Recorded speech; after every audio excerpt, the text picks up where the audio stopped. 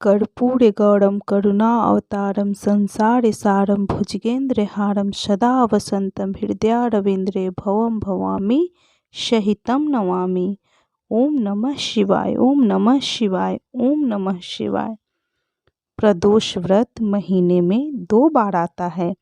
हिंदू पंचांग के अनुसार यह व्रत दोनों माह की त्रयोदशी को पड़ता है। इस दिन भगवान शंकर की पूजा की जाती है। मान्यता है कि जो व्यक्ति ये व्रत करता है वो सभी पाप कर्मों से मुक्त हो जाता है। उसके घर में सुख शांति और समृद्धि का वास होता है। उसकी सारी निराशाएं खत्म हो जाती है और उसे उत्तम लोक की प्राप्ति होती है। तो चलिए बंधुजनों, आज हम प्रदोष व्रत कथा सुनेंगे। तो बोलिए ओम नमः शिवाय, ओम नमः शिवाय, ओम नमः शिवाय। कथा कभी भी आधी अधूरी ना सुने, कथा पूरी सुना करें और जितना हो सके इसे शेयर कीजिए। यदि प्रदोष व्रत कथा आपके द्वारा कोई और सुनेगा तो उसका पुण्य फल भी आपको जरूर प्राप्त होगा। तो चलिए कथा का श्री गणेश करते हैं। प्राचीन काल में एक गरीब पुजारी हुआ करता था। उस पुजारी की मृत्यु के बाद उसकी विधवा पत्नी अपने भरण पोषण के लिए पुत्र को साथ लेकर भीख मांगती हुई शाम तक घर वापस आती थी। एक दिन उसकी मुलाकात विदर्भ देश के राजकुमार से हुई, जो कि अपने पिता की मृत्यु के बाद दर दर भटकने लगा था। उसकी यह हालत पुजारी की पत्नी से देखी नहीं गई। वह उस राजकुमार को अपने साथ अपने घर लेकर आई और पुत्र जैसा रखने लगी। एक दिन पुजारी की पत्नी अपने साथ दोनों पुत्रों को शांडिल्य ऋषि के आश्रम में ले गई। वहां उसने ऋषि से भगवान महादेव शिव जी के प्रदोष व्रत की कथा एवं विधि सुनी तथा घर जाकर वह भी अब प्रदोष व्रत करने लगी। भगवान भोलेनाथ शंकर की पूजा करने लगी। एक बार दोनों बालक वन में घूम रहे थे। उनमें से पुजारी का बेटा तो घर लौट गया, परंतु राजकुमार वन में ही रह गया। उस राजकुमार ने गंधर्व कन्याओं को क्रीड़ा करते हुए देखा तो उनसे बात करने लगा। उस कन्या का नाम अंशुमति था। उस दिन वह राजकुमार घर देरी से लौटा। राजकुमार दूसरे दिन फिर से उसी जगह पहुंचा जहां अंशुमति अपने माता पिता से बात कर रही थी।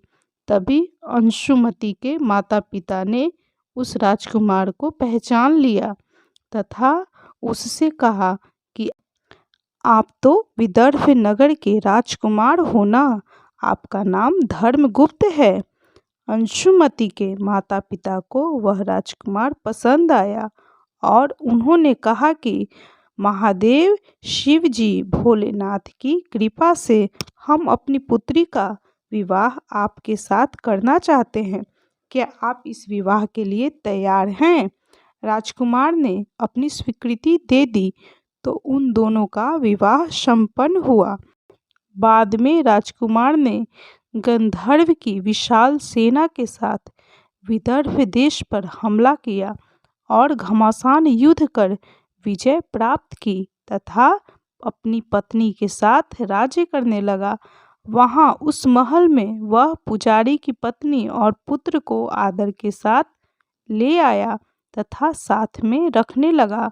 पुजारी की पत्नी तथा पुत्र के सभी दुख और दरिद्रता दूर हो गई और वे सुख से अपना जीवन व्यतीत करने लगे।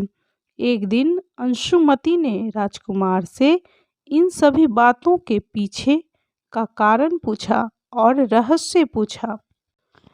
तब राजकुमार ने अंशुमति को अपने जीवन की पूरी बात बताई और साथ ही प्रदोष व्रत का महत्व बताया और व्रत से प्राप्त फल से भी अवगत कराया।